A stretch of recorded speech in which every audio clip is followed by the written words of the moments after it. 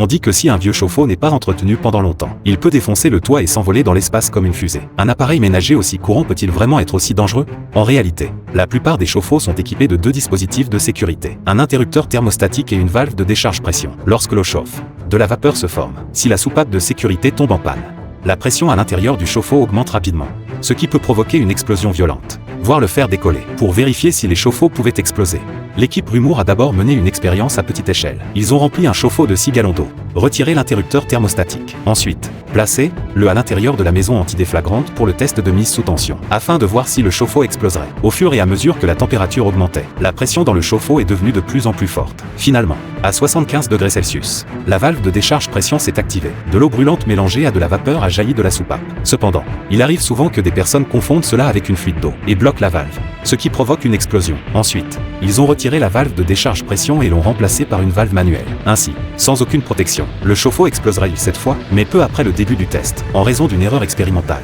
La température et la pression ont rapidement augmenté puis brusquement chuté. Pour éviter un accident, Jimmy a actionné la valve manuelle. La vapeur surchauffée expulsée a rempli la chambre anti-explosion. Le duo a ensuite déplacé l'expérience dans une base aérienne, où ils ont construit une chambre sécurisée avant de répéter le test. Le chauffe-eau allait-il exploser cette fois-ci? Après 20 minutes de chauffage, une pression extrême a fait céder le fond du chauffe-eau, mais aucune explosion spectaculaire ne s'est produite. Les 6 gallons d'eau s'étaient transformés en 9600 gallons de vapeur, mais malgré sa puissance immense, le chauffe-eau n'a pas réussi à s'envoler. Pour augmenter les chances de réussite de l'expérience, Adam a décidé d'utiliser un chauffe-eau plus grand. Un chauffe-eau de 30 gallons finirait-il par exploser et s'élever dans les airs?